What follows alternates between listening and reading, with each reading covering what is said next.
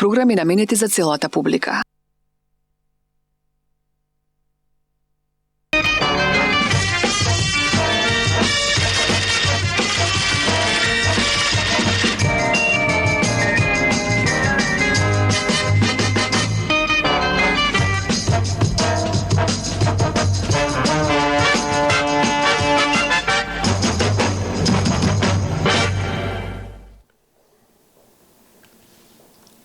Вода имаме, Марс го немаме. Избегнуваме Марс заради големена количина на шекери. Шега на страна, добро вечер, почитувани гледачи. Деновиве во светската јавност одекна силно известувањето на НАСА дека на Марс постои течна вода. Дека постои вода, знаеме подолго време, но дека постои вода во течен облик, тоа е сосема друго нешто. Зошто, како, какви се импликациите, што тоа значи, од еден аспект и од повеќе аспекти, не знам вечерва кај ќе не одведе разговорот со господинот Радан. Добро вечер, добре дојдовте уште еднаш овде. Добро ве најдов, поздрав гледачите. Скопско астрономско друштво, со многу активности, но имаме доволно време да спомнеме и за серијата предавања, за најновите астрономски феномени. Еве сега актуелно беше месечината септември, како никогаш до сега имавме неколку... Не ми ја спомнам како беше облачно, само трауми имам од тоа. Имаш трауми. Па не, стварно имав седев дока и негде скоро 4 сати легов, секој 20 минути со надеж бар дека ќе видам нешто. Иако бевме подготвени да барем со 2-3 телескопа и со небројано многу камери, да повикаме дури гости да ни дојдат на сликањето и така овие познати фотографи скопски и македонски. Меѓутоа се пропаднува да благодарејќи на облаците. Не сме заслужили оваа година. Добро, ама ни обили образ еден дечко од Охрид, да го спомнеме, Стојан. Ово фантастична фотографија. Да, ја видов. Ја објавија со него на светските портали. Да. Значи, дечко беше упорен, бевме со него контакт, ви кажав дека 15 до 4. Дури он ми се жалеше таму дека, меѓутоа после како што јас се предадов, мислам стварно немаше више никакви дека резони да се чека, кај него се малце делумно се разведри, фати баш убави сликина. Се работи за затемнување на месечината и затоа се добива тој ефект на црвенина. Да, значи вака, земјата доаѓа помеѓу месечина и сонцето. И у принцип кога земјата не би имала атмосфера, месечина би требало да биде сосема црна. Значи буквално би требало да е снема од хоризонт, само би затемнувало одредени звезди во позадина, значи би гледале како дупка, ако пример таму знаете дека треба да има некоја звезда, би гледале дупка. Меѓутоа, месечина е црвена тогаш затоа што нашата атмосфера ги прекршува зраците, како леќа. Прекршува зраците и она прекршува различити спектри исто. И месечина се наоѓа баш од тој дел кај што е така жолтеникаво, црвенкасто, така фашкана, не е црвена, права боја, е некако портокалова боја. Више портокалова него црвена, и се добива тој ефект на црвенило. Мада тоа не е иста боја која ќе гледаме поготово од Скопје кога е загадено, па онака излегува од хоризонт црвена. Тоа е нешто сосема друго. Така. Тоа е заради частичките во атмосферата, не само заради ова нашите загадување, него още и прашина што има во атмосферата, загадување само додатно го зголемува тоа црвенило, тоа бојата. Меѓутоа не е тоа нешто сосема, тоа гледаме секој месец кога ни е ведро небо. Ама ова е нешто многу интересно и за жал ние овде ја би го гледаме последни пат 2011 на 15 јуни. Сорно не погледнав кој ќе има последен пат, затоа што бев доволно изнервиран. Мислам дека последниот пат беше пред едно 30 години, ако не се лажам. Не. Самото затемнување беше 15 јуни 2011 и го гледавме од плоштад, еден дел нашето друштво, другиот дел беше надвор од градот кој што го сликаш и така натаму. Меѓутоа, ова што се кажува на оволку години, тоа е за така наречена супер месечина. Супер месечина, ајде тоа да разјасним малце на луѓето, е само статистички феномен. Уопште не е нити астрономски интересен, нити наблюдувачки. Значи, месечина кружи околу Земја, не во кружница, значи ние не сме точно во центар, него некоја елипса. Она е во одреден дел од месец е поблиску до како се вика, до Земја, одреден ден е некој пат е подалеку. Значи најблиску е негде околу 360.000 километра, а најдалеку е 410 или 405.000 километра. Просечно се зема, затоа се зема просечно оддалеченост, негде се, значи, на месечина околу Сонцето, Земјата вртејќи се околу Земјата, тоест, пардон, месечина вртејќи се околу Земјата, просечна влеченост се околу 380.000.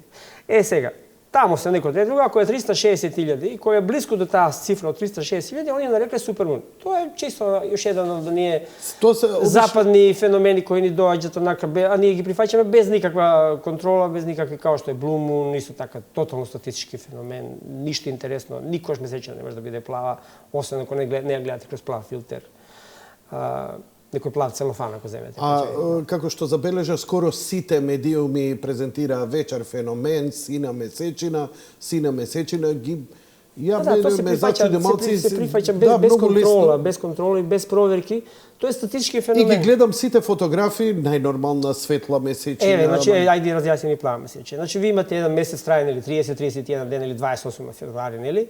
И ако на први во месец, сега да кажеме, на 1 октомври биде полна месечина, на 29-30 октомври пак ќе ви биде полна месечина. Нели? Во текот на еден месец вие ќе имате две полни месечини. Таа втората полна месечина некој е нарекол Blue Moon. Пази, и сега вие без контрола сега доаѓаат луѓе нормално и сега сака да видат. Може да значи и тажна месечина. Не, знаете што, во таа западна или во англосаксони тоа имало нешто како што ние кога на врба ќе роди гројзе, кој ќе ми позаемиш ти мене пари, а сега кој ќе ми вратиш пари, на кој ќе на врба ќе роди гројзе, нели? Они така и они го користело нешто у таа конотација, кога кој ќе биде полна месечина, Blue Moon, тогаш ќе ти. Пошто тоа не е баш толку често, него тоа баш најпонекогаш и неколку години да помине пред него што ќе. Радан, каква новинарска неписменост, значи на копи пасте. Значи, таков шамар и мудри на сите новинари од овие квази порталчиња. Добро, се надам дека не слушате, дека барем нема да повторат таа грешка. Да се кладиме? Да се кладиме? Може 2 дена? Колку сакаш и ќе ти ги земам. Како и за се, катастрофата во новинарството е тотален аналфабетизам во врска со... Не, треба малку да се повише проверува. Значи, музика, култура, астрономија, едноставно копи-пасте прават. Појма немаат што зборат. Има во ред да се греши. Пазите, и ова беше што направено не е комплексна материја. Ама еве, нека се јават, нека направат муаме. Иако и јас сум, еве, колку толку информирам преку вас, сум бил и на вашиот курси и така натаму, има многу работи што одеднаш ќе се појават и мене не ми се јасни. Тоа е голема материја. Ама стварно, нели, ќе се јавиш, провери со... Барем вие сте лесно достапни за тие работи. И поприлично сме излегуваме у сузди, кога секој кој ќе можеме, меѓутоа, барем нека се проверат вакви работи. Мислим, не е тоа ништо, знаете што знаете, многу луѓе ме знаат дека сум на плоштад често со телескоп излегуваат и сега кога ќе ти доаѓат милион луѓе, мислим колку можеме и објаснувам дека пример Blue Moon е статистички, дека тоа не е уопште интересен ефект, дека супер месечина нема никакво значење, нити сте вие нешто порасположени или понерасположени. Тоа е исто пример, јас само го нагласувам пример кога да гледате човек со голо око додека во Тетово и сега тој ви еден чекор напред или еден чекор назад. Вие тоа нема сигурно да го видите. Дали он напред или назад, вас тоа ништо не ви значи. Да не идат она брзина на светлината по објектот која ти доаѓа е црвен, која ти се оддалечува. Да, ама веројатно има и тоа, ама не. Ама во принцип ви кажав, тоа е статистички феномен кој стварно е интересен само заради бројката. Е толку интересен, да кажеме, ништо еве пред 2003 година. Но црвената месечина има свое име затоа што нели, кога зраците на сонцето... Тоа крвава месечина исто беше многу лоша конотација. Знаете што, доволно ли се лоши работи и војни што ги имаме. Сме виделе ние овдека на Балканите. И не е црвена, портокалава е. Добро, ајде, нека биде тоа најмалку зло за бојата. Меѓутоа, да не се многу форсира со таа супер месечина, затоа што, пример, лани имавме 3 супер месечини во една година. Ви кажа, само заради тоа што некој прогласил некоја граница и кажа, 360.000 граница. Границата под таа ќе биде супер месечина. Сега може да биде 359.000 километри. Ја мислев искрено да ви кажам, кога се збори за супер месечина, мислев дека се работи за оној оптички феномен, кога месечината е многу блиску и кога извира на хоризонтот и делува навистина импозантно, делува огромна и имаш... Тоа е сосема друго. Тоа се вика илузија на месечината. Илузија на месечината и она делува како да е залепена до земјата Таа и илузија е фантастична. стара неколку милениуми. Тоа уште од старите Грци уште тогаш имало дилема кога месечина поблиску до земја, дали кога излегува, пошто ја гледаме колкава е, Да. или тука ни е над нас, па ни е најблиску. Ама тогаш е најмала. Да. Многу луѓе мислеле сега до моментот кога док не прошле, ајде да кажеме, пронашле соодветни уреди, најдобро се гледа преку фотоапарат. Фотоапарат нема мозак. Фотоапарат гледа онака како што гледа. Добро. И ако земете да сликате на секој отприлика 3 минути, пошто 3 минути треба на месечина да си го помине свој собствен диаметар. Значи, ако сега тука месечина, за 3 минути ќе дојде вака. Па за 3 минути вака. И ако сликате отприлика 3 минути, ќе видите, баш така на излегување, и ако сликате. Има слика на интернет, само да пишете сум Moon. ги видел така. Да, има Moon Illusion, само да пишете, или илузија на месечина, мислим дека ќе најдете. Ќе видите буквално дека секој месечина е иста. А само заради тоа што, ви кажав, фотоапарат нема мозок, и он не размислува и нема други искуства. Он гледа онака како што гледа. Сакате да ви кажете дека диаметарот кога ја гледаме на хоризонтот и диаметарот, нашиот оптички диаметар, и горе кога ја гледаме е потполно ист. Сосема ист. Зошто е тогаш таа илузија? Проблемот е во нашиот мозок. Ние така ја Нашиот мозок исконцепираме. сосема поинаку интерпретира слики на хоризонтот во однос на ова. Ние не Има сме... ли некој објаснување за тоа? Ние Ја не мислам сме... дека се работи за некоја оптичка прекршување, па делува како Тоа е самата атмосфера дека делува фокално и дека делува како леќа, па делува зголемена месечината. Најискрениот одговор и ја мислам и на науката, последнија информација што ја ги знам, науката вика зашто тоа се случува, одговор ја не знам. Затоа што никој Ти велиш, вие наука велите нема точен одговор. дека е психолошки ефект. Психолошки, тотално психолошки ефект, затоа што ви кажав, докажано е со земете со фотоапарат, ќе ви кажам кој ќе биде полна месечина или барем денови од блиско на полна месечина, седнете и почнете да сликате со некој фотоапарат рецимо од 100 мм. И ќе видите дека е потполно иста. Сосема исто, фотоапарат не лаже. Значи он гледа затоа што нема никакви искуства, он гледа онака како што гледа. Вие имате прилик, живеете, си ги споредувале предметите, овака, онака. И имаме тој ефектот на перспектива кој не ја ви кажав, ние не, ама се најверојатно се должи на потполно до сега, ајде да кажеме, најпрецизен, тоа не значи дека е точен, на прецизно објаснување дека ние кои ќе гледаме доле месечина, гледаме дрвја, гледаме згради, гледаме луѓе и ние имаме искуствени споредби колку се тие големи, но одредени далечини. Не ми се верува дека олку абстрактна состојба се случува во ама при нејзина обзервација. Тотално. Значи никакви нема причини да она биде поголем.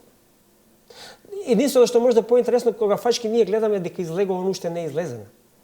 И тоа е многу интересно затоа што се она наоѓа уште под хоризонтот, ама заради тоа што она прекршува светлина, затоа што светлина што проминува низ хоризонтот, она фачки уште не е излезена, а ние ја гледаме. Тоа е ефект ако ставите пенкалци или молив во прекршен.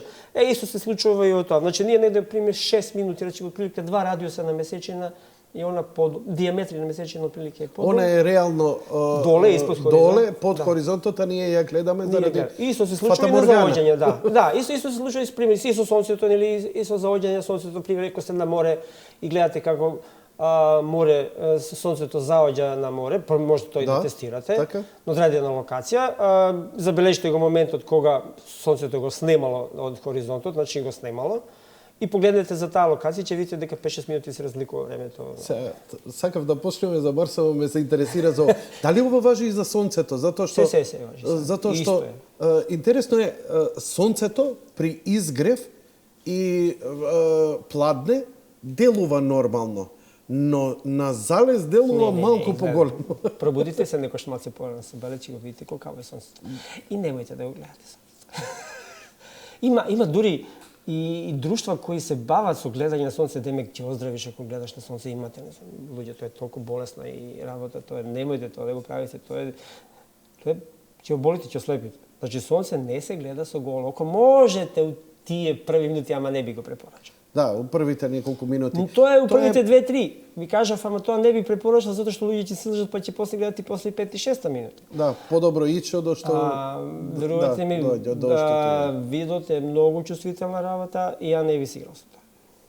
Добро. Интересно ова со оваа појава. Предпоставувам, значи, за сите небески тела ова важи, ако важи ова за месечината и за сонцето. Па други се важи... релативно мали, така да не можете го приметите тогаш, на Марс, на Јупитер, Јупитер, не може не може да примети. примети, тоа се толку мали звезди, се звезди, така да. Так. Вие како астрономи, вашето астрономско друштво, едно од работите кои највише ги фокусирате е нашиот сончев систем, бидејќи тоа е нашето соседство, кое иако ни е на дофат на рака, што се вика, спрема астрономските случувања кои се нели во космологијата каде што сегде иде, сепак има многу возбуда и мистерија и едно од тие појави е самиот поим Марс. Планетата Марс од секогаш побудува кај човекот различни чувства. Ја окарактеризирале минатите народи во своите примитивни знаења, ја окарактеризирале како божествена, но агресивна, божество на војната, фасцинација дека има некоја конекција од таму, живот, не живот, опасноста дека ни доаѓа од таму. Вие како астрономи и како научници ги проучувате сите овие работи, но добро ја знаете и историјата. Од каде се потеклото на сите овие фасцинации во врска со планетата Марс? Еве, например, бидејќи нели ја зборевме месечината, никогаш не сме ја доживеале, не ја доживуваме месечината како нешто страшно туѓо и непријателско, а Марс малце поинаку Па се не, баш има и месечина своји негативни конотации, да кажеме во англиски рецимо имате збор лунатик, кој нели онако ќе полудиш. Да, луна нели значи месечина. И се претпоставува нели дека тој циклус дека луѓе на полна месечина полудува, нели и легендите за вуковаци и така. Има и месечина своји лоши моменти. Тотално неоправдано сепак. Да. Прво да почнеме од зашто е Марс добли, тоа е по римското божество на војна, бог на војна, се викал Марс.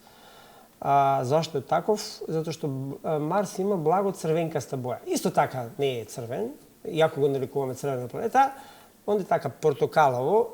Зашто е таков? Затоа што на самата површина, пошто тој нема вода, нема вегетација и така натаму, на површина има доста од тој железен оксид кој е народски познат како корозија или рѓа. Мислим дека така на Google Earth дали е ова реалната боја што му ја прикажува? Да, тоа е значи, тоа. Мање више да. Да, и кога ќе помине се ова низ атмосфера се зацрвенува уште малце. Значи претежно е присуството на железо на железен оксид кој е рѓа. Буквално секоја шајка што сте имали во рака стара, некоја онака искородирана, тоа е отприлики таа боја. Рѓосаната планета. Рѓосаната планета, за таму доаѓа таа боја и нормално таа највише асоцирана на крв асоцирана на војни, на нешто лошо. Ете ти го Бог на Марс, многу. Меѓутоа приказните за цивилизација на Марс не почнуваат многу далеку, тоа негде од пред 200-300 години, 200 години поточно, мислим дека се прв тип еден италијанец Giovanni Schiaparelli, мислим дека како добро изговарам. И по него има уште еден американец Персивал Лоуел кој е исклучително добар. И овој другиот е бил добар научник, меѓутоа знаете што во наука кога ќе избрзаш превише и почнеш да шпекулираш и да се бавиш со ненаучни методи, многу лесно доаѓаш до грешка. Нормално, од тоа време не морале да бидат толку прецизни, нити се барало да бидат, меѓутоа денесен свет бара исклучителна прецизност и наука не трпи импровизации, во смисла таму е црвена боја, таму е сигурно некој крвав или такво нешто. И прв тој Скијапарели, пошто имал од тоа време доста добар телескоп, почнал да гледа на Марс некои карактеристики. И тие карактеристики многу лесно ги поврзувал со цртички, линии. И прво што му паднало на памет дека, имам Марс, тоа е округла планета, и гори, ако сме намали го Марс, ако гледат гледачеве, гледате таа бела точка горе. Таа бела точка горе, тоа е една од поларните капи на Марс, исто таква, исто има и доле, еве ја. тие има две полари капи. Исто како што и Земја има. Северен пол и јужен пол, нели сме под лед, под мраз. Еве. И си утврдиле и гледајќи го долго време, утврдиле А тој има подобра рефлексија на сончева светлина и приметливо Да, не се приметува, дури на мали телескопи. Ќе видите, може мислим дека 2016 ќе го гледаме Марс. Пак и се забележуваат многу убави поларни капи. Едно, нема што две од еднаш. Секојаш увек една страна сортира, така да друга не ја гледате. И не разбирам.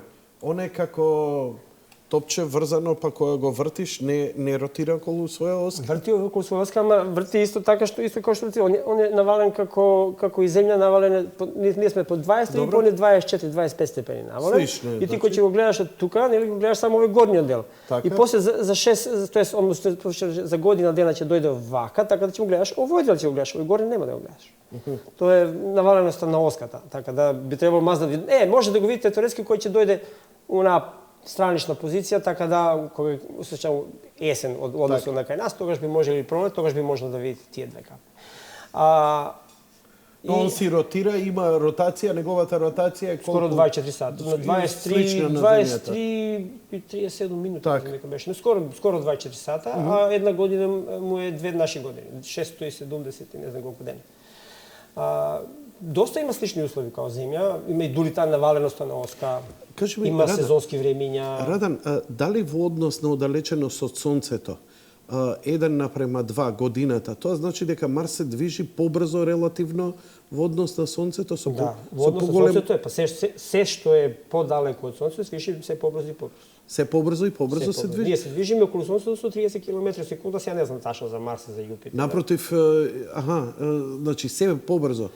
Бидејќи движат побрзо, али имат и многу подолга патека. Многу подолга патека и многу подолго им трае годината заради тоа. Тоа е трет Кеплеров закон, да не го третираме. Кеплеров закон за Трет Кеплеров закон, да. Одржливост, тоа е многу потребно заради планетите да ја одржат врската помеѓу Сонцето, гравитацијската врска за ротација околу Сонцето. Во најпроста, ајде да кажеме, интерпретација на Трет Кеплеров закон, ти кажеш што планета подалеку, тоа поспоро ротира околу Сонцето. И тоа е поспоро подолго време му треба да направи... Отие по-голем патот. Да, Но, кога брзината би била помала, таа не би можела да биде на таа оддалеченост.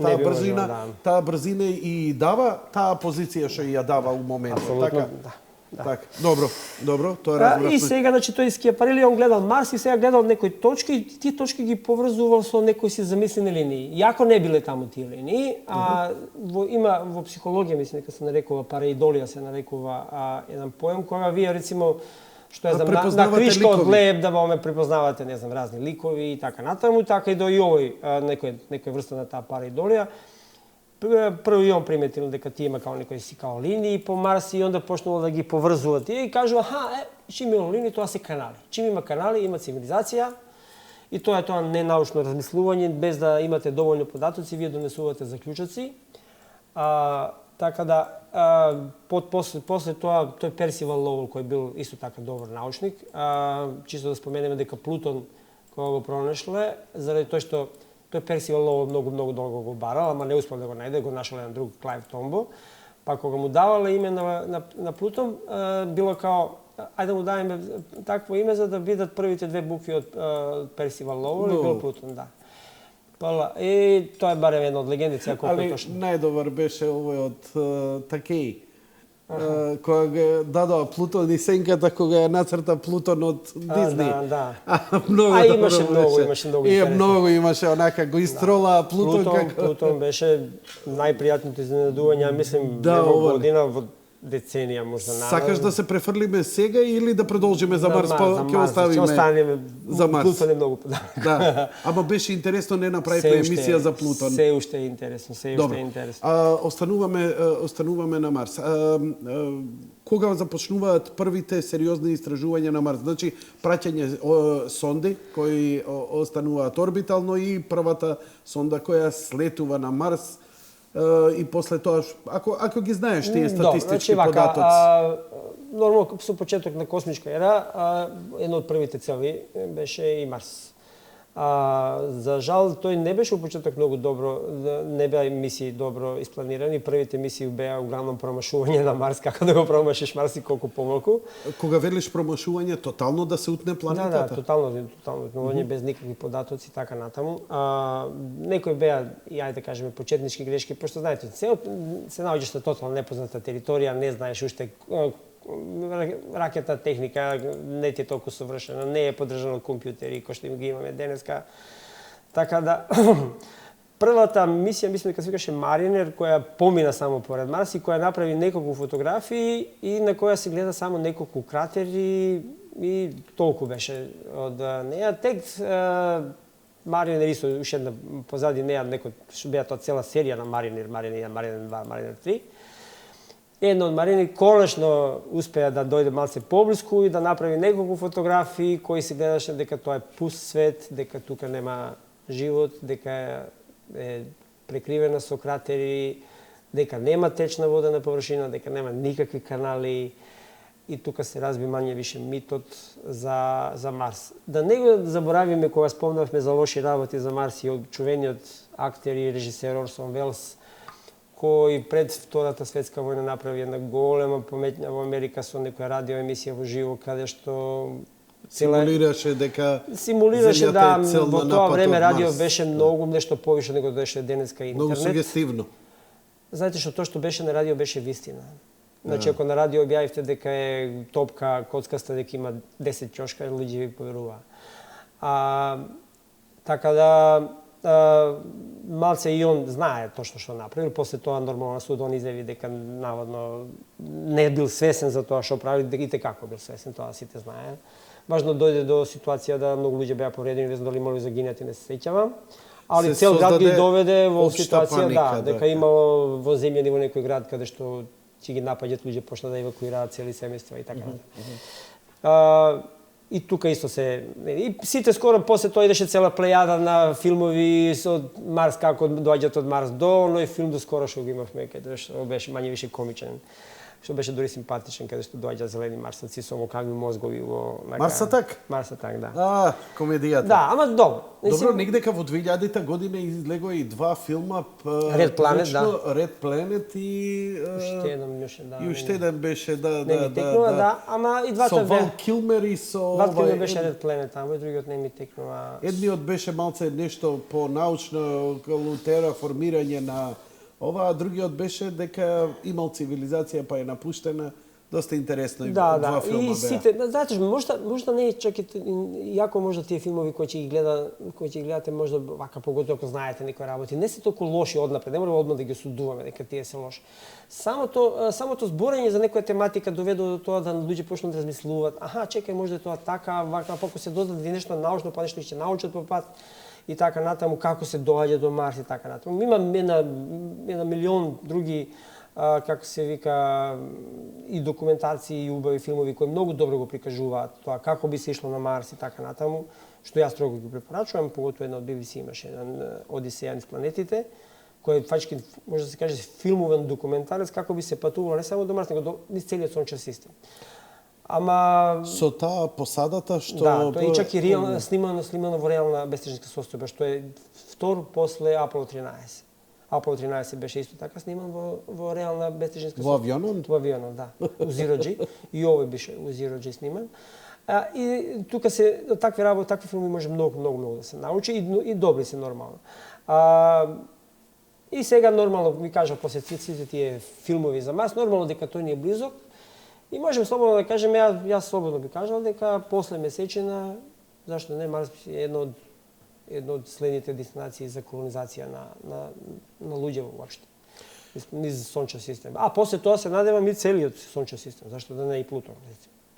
Океј, што значи ова сега последно излегување после сите овие сонди кои слета и многу успешни неколку последниве да речам од средина на 90-тите па наваму имаме многу успешни сонди кои многу долго Викинг, Curiosity, Opportunity кои се покажа прво ефтини И второ, многу ефикасни ги наџивеа, очигледно квалитетот е се подобар на тие градби, но они не донесоа ништо сензационално. Од каде сега ова? Ние знаевме дека на Марс има вода. Поларните капи ни се одамна познати. Но што претпоставам дека проучивте сега? Веста вчера што се били дека има, значи, течна веста вода на површина. На површина. Значи, ако се земете оваа чаша вода и ја ставиме на условите што има Марс, само ќе почне како ќе исклучи, почне како да клуча, Вака, да врие, као ова? да врие, вака, да врие, ви ќе ја снема за минутка. Значи, обична вода да ставите на Марс не постои. Значи, обично. Меѓутоа, ова не е обично. Ова е malo по-солена. Али ќе врие не заради нискиот притисок, заради нискиот а не заради ниската температура. Значи, понатаму биде минус. Ама оно ќе си проврие. Затоа што е само заради тоа што е Нисок притисок. Пример, ако ставите, не знам, тоа сте гледали може документации, на Монт Еверест, ако се обидете да скувате чај, ќе ви биде блјута заради тоа што чајот таму ќе се завие на 70 степени, на 70 степени не се издвојуваат тие активни супстанции зашто вие чај убав, нели? Добро. Него е онака. Тек после околу 100 степени, после 90 степени почна да се одвојуваат, да се страхираат тие супстанции што се интересни во чајот и заради тоа чајот не е убав. Замислите сега да сте на 100 км височина. Монт Еверест е Скоро да нема притисок. таму тогаш? скоро е тако е на Марс. Како сте прилike на 90 км, 100 км надолу и толкава е низок притисок. Зошто тогаш на поларните капи имаме мраз кој не мраз, ама- испарува, а на тој низок притисок? Каква е разликата тогаш на состојбата? Значи, тој мраз е мешавина со воден мраз и ово што ви малку спомна сув мраз, значи овој јаглерод диоксид. Јаглерод диоксид кој ќе го замрзне, он нема течна состојба на тој притисок, он директно поминува од чврста во гасно, тоа се вика сублимира. Од чврста состојба преминува во гасна состојба.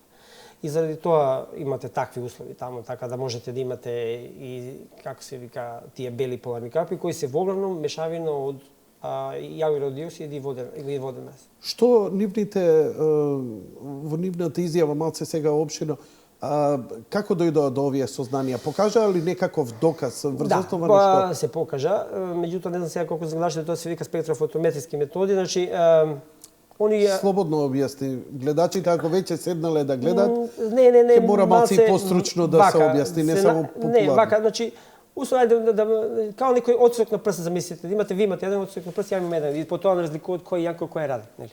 Добро. Исто така, и тој магнезиум перхлорат за кој многу вчера се зборуваше во тој фачки, тој дел од солениот дел во водата, има така наречен свој отисок на прст, ама тој отисок на прст се вика, нели, као некои си графици. Тие графици онака, нели, имате оние испрекидани линии и одеднаш има еден пик овака се направи, па пак имате некој пик, па овака поново имате некој пик. Значи тоа е некој график кој има неколку пати онака големи возвишувања. И тие се пикови на одредени бранови должини. И сега, кој ќе ги земете, тоа е како некој баш цел тој график, може да го третираме како еден отисок на прст. И тој покажа... И отидете у лабораторија, поредите ги минерали што ги имате, тоа не се пише прави сигурно на хартија, тоа веќе е меморирано во компјутери, ви само кликнете и ова ви isfrла, дел од секунда ви isfrла кој е прилike минерал, во каква форма има таков график или таков отисок на прст. И они знаат, еве го, тоа е. И таму утврдија дека се работи конкретно за магнезиумова сол, така наречен магнезиум перхлорат. Сега тука е една лоша вест, таму кај што е хлор нема живот. Така да не би се ја многу радувал за... Чекај сега, не разбирам, од каде сега хлор? Зборивте за магнезиум перхлорат? Перхлорат, значи перхлор, тој хлорната компонента во тоа соединение. Ама не збориме во моментов за живот, збориме за вода. Ама ние не бараме вода персе, ние барајќи ја вода трагаме по живот. Знаете оној филмот Follow the Money? Ако сакаш да го најдеш криминалецот, прати ги парите. Следи трагата на парите. Овде, барајќи го живот, барај водата. Таму кај што ќе најдеш водата, има многу големи услови да ќе најдеш. Да, тоа е во моментот. Ама не знаеме дали било така. Добро, значи, научниците највише барат вода заради животот. Нас, во науката, тоа ние, ја мислим, јас некој пат имам кажано, како што сега, нели, имаме пре нова ера, после нова ера, благодарејќи на така наречено раѓање на Исус Христ. Кој ќе најдеме животот, каква и да е форма надвор од нашата планета, мислим дека редно да промениме календар пред животот надвор и после животот надвор. Дека тоа ќе има толку силен импакт врз цивилизацијата на човекот. Ја лично мислим дека би требало да има, затоа што дефинитивно се рушат некои догми, дека некој тамо горе бил милозлив само кон нас. Што со ова сознание? Со ова сознание има многу работи што се ново. Пример, еве да кажеме пола литро вода да качите, обично шише вода што купуваме кога сме жени на кашетајќи се низ град, за да качите во нашата орбита кошта околу $10,000. Замислите цела една мисија која треба да испланирате до Марс и луѓето таму да седат на Марс, ти треба да им обезбедите таа вода. Што за животот, нели за да пијат, да имат нека си каква таква хигиена, што и да било што треба да работат таму. Ако имате вода на одредена дестинација и ако ви таа вода може да искористите за било што вас треба, за хигиенски, за животни услови, од незе може од вода ставите, залажувате на вода доради кислород, може да дишате кислород, до било какви земјоделски работи да сакате да работите на Марс, вие може да искористите таа вода. Значи, многу е битно да имате вода на одредена локација. Да не носиме вода по тоа е нас. многу битно. Значи, од инженерски и научни потврди да вие пратите, замислите да пратите можда цела една ракета која треба да носи танкови, тоа се треба да спуштите доле на Марс. Тоа би било, рецимо, ако правиме тоа на месечина, би требало да го правиме на месечина. Дури на месечина ние знаеме да прилика каде би може да најдеме вода. Да најдеме вода. И тоа баш на самите полови на месечина кај што сонцето најмалку грее и кај што има одредени делови од месечина кои никош не го грева сонце. Ајде сега пак да те прашам, од каде кај на месечината вода? Од кометите. Од кометите. Од кометите. Значи, кратели, не знам што. Астероиди, комети ме мавале. Тие дупки што ги гледате по нив, тоа се све од астероиди, комети. Сега таму кај што се поблиску до екватор, кај што ќе удри комета, целиот тој мраз што е на кометата, ќе испари нормално со време. Ама ако удри баш кај тој, така се вика, кратер Клавиус, филмот од 2010, мислим дека беше таму, ако тој кратер таму, и веќе мислим дека е и малње више, ајде да кажеме, више од 50% сигурност дека таму има. И сега имате, како што месечина ротира, на самиот врв има една дупка кај што како и да ротира, тој дел никош не е осветлен од сонцето. И нормално чим не е осветлен, не се грее, што значи дека таму е нега температура од некој си минус 50-100 може степени у минус. Ледот е замрзнат и вие може да пратите одредена мисија која може да експлоатира тој мраз и така натаму. Колку е температурата на половите, колку е на екваторот на Марс? Во зависност од годишни времиња. Значи, исто како што Земја има годишни времиња и исто така како што се и кај нас нели имаме екваторска температура и таму се. Значи на најладна температурата во ноќ е негде минус 120 до 150 у минус иде. А кога е лето може да премине чак и над нула. Значи на екваторот. Тогаш и може да се види, предпоставам, таа вода во течна состојба? Да, ама ова вода е нашла на минус 23. Течна вода на минус 23. Како е тоа возможно? Со солта. Со солта. Заради солта не дозволува значи, да се... Знаеме, нели зимава кој ќе ни дојде снег, нели? Фрламе солта за да се снег топи. Затоа што тогаш се намалува, како се вика, температурата на мрзнење и тоа е тоа. И затоа и пронашле. И затоа и они кажуваат, ова вода е пронајдена во делови каде што е сусречено некое лето, кој ќе почне Марсово лето. Кога ќе почне зимата на Марс, тие трагите од вода ги снемуваат, затоа што станува замрзнато. Сега, исто едно прашање, од каде е таа вода таму? Тоа уште не знаат, ама две се главни претпоставки. Една е дека доаѓаат од така наречени замрзнати пермафрост. Пермафрост го имаме и ние на земјата, тоа е една замрзната почва. Така.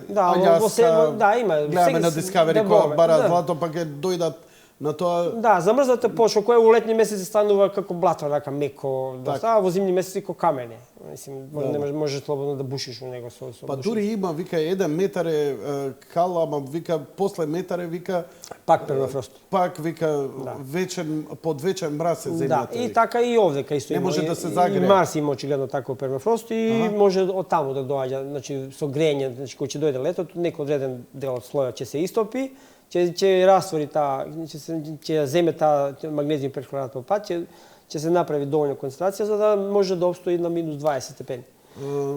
И вториот начин е самиот тој магнезиум перхлорат има јаки апсорбциони својства да апсорбира влага околу себе. Аха. Тоа би била многу подобра вест, значи дека имаме Магнезиум, перхлорат, перхлорат. ако некој го интересира. Тоа е некаква сол сол, во на во перхлорна суштина. киселина. МГПО4, Од каде таа? Од каде таа сол се јава? Тоа ја не би можел да ви кажам, ама знам дека е единствена добра вест за инженерите затоа што алуминиум перхлорат е една од главните состојки на ракетно гориво. Така да, ако и дојдат таму доволно ќе им биде само да понесат нешто малце алуминиум во некаква сипа да почнат да прават и ракетно гориво, што би им било добро за мада главна пак сепак вода е главен играч од цела приказна и ајде да видиме малце поштени. Таа цела вчера конференција за печат, ја мислам дека повеќе беше за Конгресот во Америка него за нас. Дека, гледај дечки, ние нешто работиме и ни требаат уште нешто 200-300 милиона долара за некоја емисија наредна, па ако може да не ги џапнете. Дали го виде мемето, сега идеме со првиот блок реклами, малце на шега да го свртиме, дали го виде мемето кој го објави Милчо Велјановски во врска со токму за тоа сликата помеѓу Обама и Путин. Да. Како сум се насмеал да ги насмеем и гледачите. Значи, муабетот е разочарана фаца на Обама, бидејќи Груевски му дал орден на Буш и вика, цел свет за Буш ке збори наместо за мене, што да правам? А Путин му вика, кажи им дека си нашол вода на Марс. Па не е далеко од висината, вода на Марс има секоја година. Секоја година. А сега открија топла вода. Па слана. Слана вода. Но, остануваат неколку интересни дебати во врска со сево ова. Колонизацијата на Марс и првото што почна како прашање, веднаш за ова ќе збориме, а тоа е за бактериолошко загадување на површината на Марс и низината вода од страна на земјата. Да, тоа е сосем повеќе. Одиме први со реклами, потоа ќе збориме за тоа. Извини, Рада. Ништо.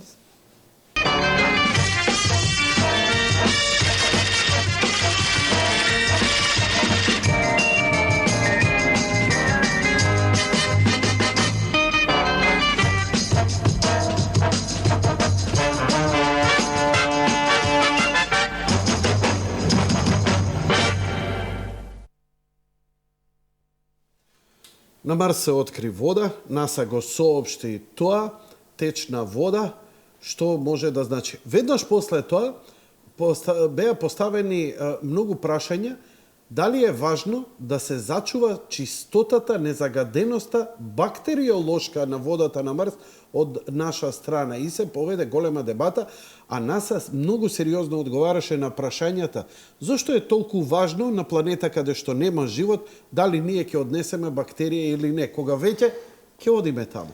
Па да, ако веќе пронајдеме живот, не е што да пронајдеме живот кој е наш, него да пронајдеме туѓ живот. Сега ако веќе доживеме во некоја средина и ја контаминираме или ја загадиме со наш живот, више не сме аутентични. Тоа исто како да дојдете на овие што CSI откриваат генетски материјали, сега со свој материјал го загадат и тој материјал више не е аутентичен материјал. Значи, вас ви треба, тоа е друго што е етички неморално да дојдеш на нечии свет, како кафе да е, ако е нивното, тој свет нов не е значи земја, и ако таму постои некој аутентичен живот, без оглед тоа дали тоа е едноклетичен или има некои мравки или било што да ти дојдеш така нема да загадаш. И сите тие наши емисии што идат на и како голема детоксикација и со ултравиолетно зрачење и со разни хемикали се пребришува, меѓутоа сепак се пропуштат.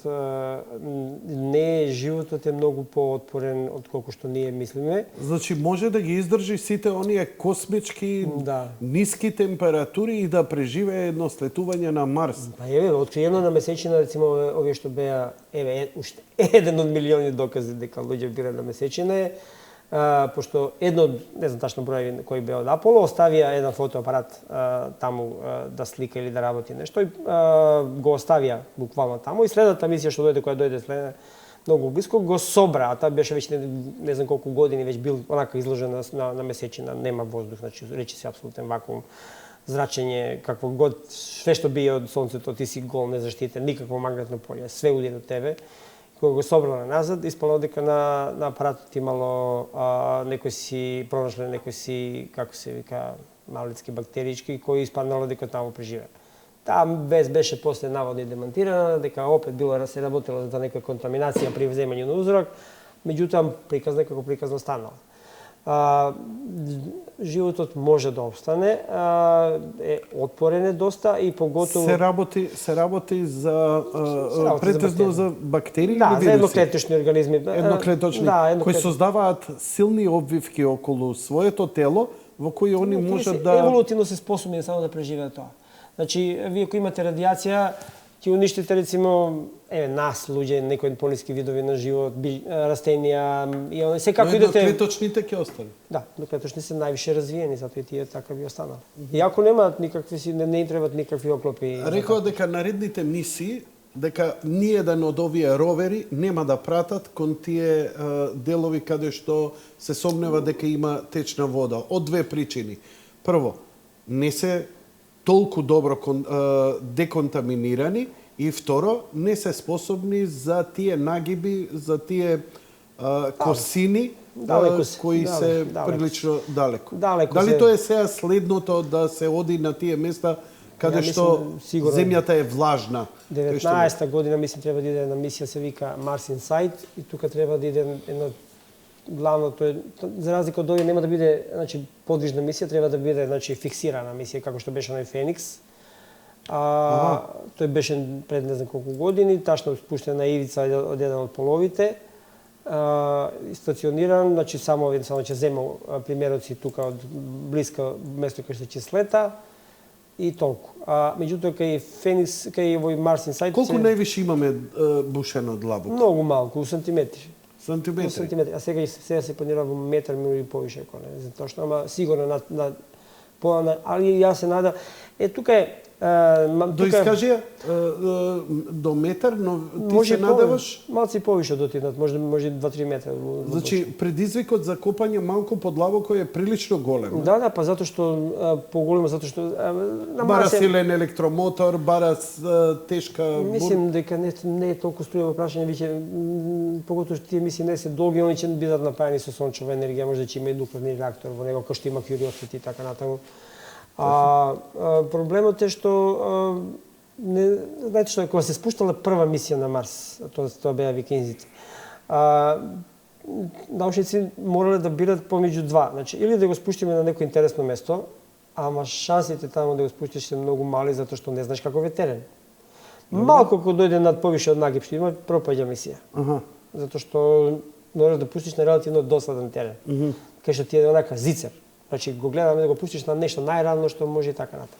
И така ги спуштале, главно сите мисии до Curiosity беа спуштани на, што речиси, 100% сигурни места.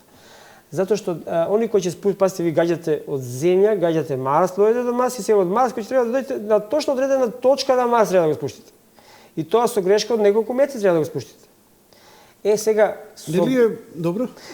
Како сме ние дошле до позиција да ние сега можеме да гаѓаме Марс и да го спуштиме летало у оваа соба? Ние имаме орбитер пуштено во орбитата околу Марс, кој прави GPS. Тој прави многу добри слики. Тоа се нарекува слики во висока резолуција. Како се вика тој орбитер? Марс Reconnaissance. Значи извидувачки. Извиđač, не знам како се. Извидувачки. Извидувачка, така. Извидувач. Он има таква добра камера или телескоп во него што може да слика детали помали од 3 метра на Марс. Значи гледа нас на лајца на Марс, ќе не слика овде како седат една точка црна таму и една бела. Тука ќе знаеме дека таму седи Јанко и одека рада. Со такви прецизни снимки они може да утврдат тоа е место кај што можеме да го спуштиме. И сега со новата техника која имаме, со тие новите технологии со кои веќе ги изучивме затоа што го спуштивме Opportunity, Spirit, па сега го спуштивме Curiosity. Во многу Curiosity беше, ја мислим, во неколку метри или десетини метри во односно на тоа што сакале да го спуштат. Пазите, тоа е многу прецизно. Наредно ќе биде уште попрецизно. Тоа се вика елипса на веројатноста кај што се спушта. И таа елипса, да кажеме, некои 200 или 300 метри беше за Spirit и Opportunity, за овој беше 90 метра. А кругчето од кај што беше, малку беше, само неколку метри го промаши. ја промаши точката, односно на која баш сака да го спушти, што и не е некој проблем. Сега, наредна мисија што сакаме да спуштиме, ние ќе сакаме да спуштиме баш на пример кај што треба, кај што сме ги виделе овие нели млазови на вода да идат, на таа течна вода. Тоа е, предпоставувам, некаде треба да се наоѓа на екватор. Да, што е поблиску. Мислам дека да. Во тие, не знам точно, не знам, не ги знам податоците, веројатно е планирана. Имат луѓе кои секој ден ги гледаат овие мапи на висока резолуција. Негде сега слушнав дека со овој Марс, изидуваш на Марс, го спомнавме, дека сликите што ги дава само 3% од Марс се направени се такви слики. Мислам на 3%. Ете, толку се прецизни. Погледате колку е може да видите. Веќе гранулацијата. Да, веќе гранулација. Овдека можеш да видиш која да. 442 километри или 400 километри, не можам да видам. 400 метри се работи. Метри се, од 500 метри ова веќе, да. како изгледа. Да, така да ви треба да го спуштите на место кои се интересни, да тие интересни места не се секогаш погодни за спуштање. И ви кажав, доволно е да му една ногарка стане на некој камен од пола метро. Ќе се преврти и пријатно. И вие сте утнова работа. А целиот И затоа они сликаат со висока резолуција да видат, тука е тоа камчето, да го избегнеме, ќе следнеме некој следниот кратер каде што ни е посигурно. И сега тоа. И затоа сега и ровери се подобри. Ајде ровер е подобар затоа што ќе го слетаме на посигурно место, ама ќе го после качуваме, сега нели го како хирои си го качуваат на планината. Малку од луѓето кои површно ја следат астрономијата и овие случувања знаат дека Марс има два сателита, свој природни, Фобос и Деимос, Страф и Ужас, кои во превод знаат, бидејќи нивниот изглед делува на вистина застрашувачки. Што знаеме за месечините на Марс? Многу има интересна приказна, ако сакаш да ја слушаш. Марсови месечини се пред него што биле откриени, биле напишани во една книга. Пред него што уште да ги видат, да бидат знаено, се казва, биле напишани во една книга, не знам точно како се викаше автор, дури ги опишал на некој начин, со имиња, мислам, не сум сигурен за имиња. Ама тоа е нели парадоксално, да вие знаете дека Марс има 2 месечини, а никој не ги видел. И како ишле по логика? Земја има една месечина, Меркур и Венера немаат ни една, Земја има една месечина, Јупитер имало 4. Јупитер знаеме дека има 64, ама тогаш знаеме за 4. Да, 6. Јупитер има свој сончев систем. Ама 4 се, нели, оние големи гали, уште Галилеја што ги гледа, што може ми од площада да ги види.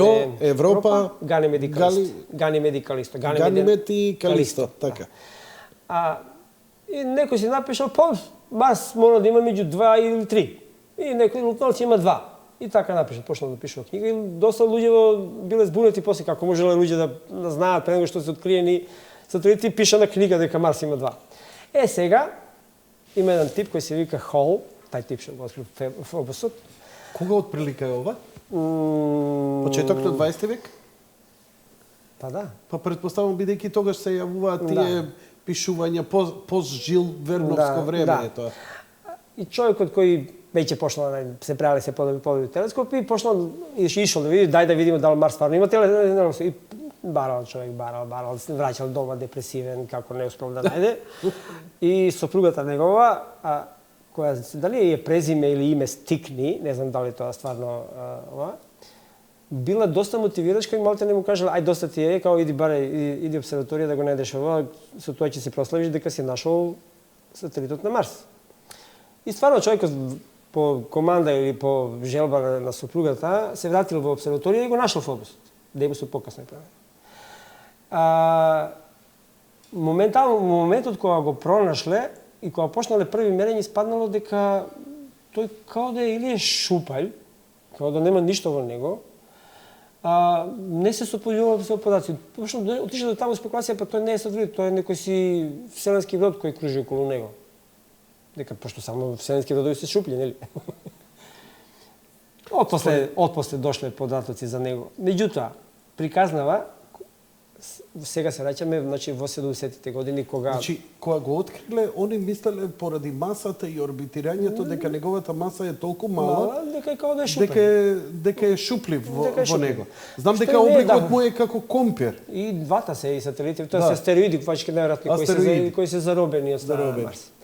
Не се дел не се слични со структурата на Марсовата, на планетата на не, Марс. значи сигурно не, и значи најверојатно се тие астероиди пошто они нака блиску до тоа е астероидниот појас, дека некои од астероидите кои поминале тука се заробени, тие ќе За разлика од Земјата и Месечината кои поседуваат сличности во структурата. Да, не само тоа, него нашата месечина бега од нас, додека овие двата паѓат кон Марс, така да во некои си не знам милиони години ќе паднат на Они ќе паднат. Ќе паднат. А ние за милиони години ќе изгубиме. Па нема да изгубиме, ама ќе биде доволно далеко за речемо да изгубиме затемнување на сонцето, што баш више не ќе биде доста интересно да се живее тука.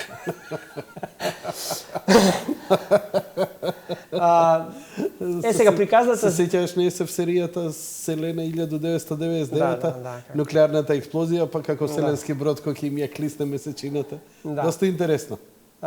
Сега приказната повели. се враќа во времето на Карл Сеган, кога веќе почна нели мисија околу Да. Марс, веќе почна првите фотографии на Фобос, кога се утврди како чека каков е облик, нема на ништо не личи, Да, на да. компир, што На рекавте, компир.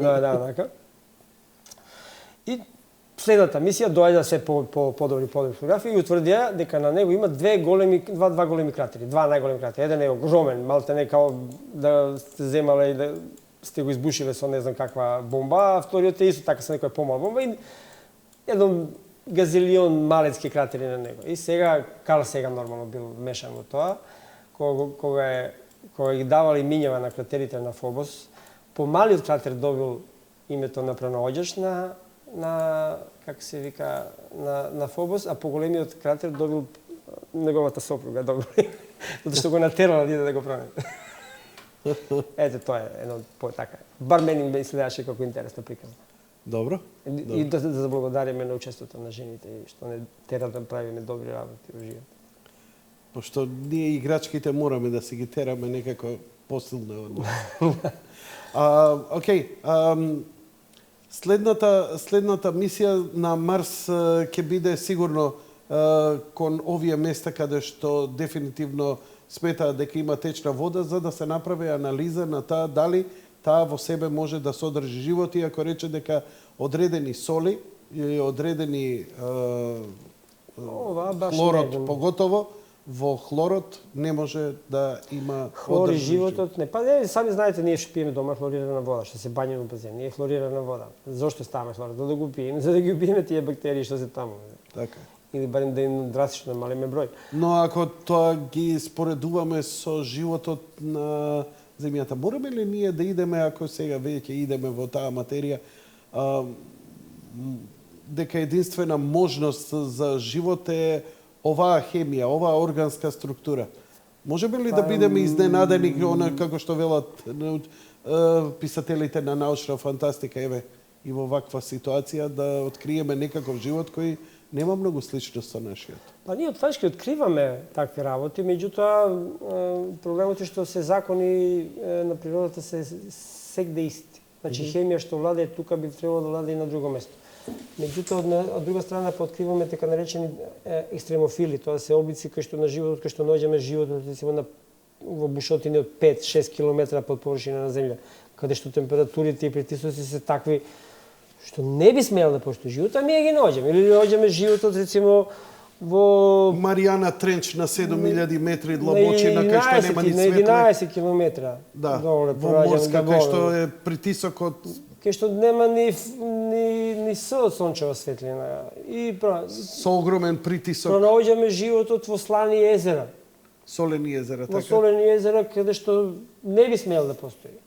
Пронаоѓаме во врели, во топли води над 70 степени ние На 70 степени наоѓаме бактерии, така? Наоѓаме бактерии.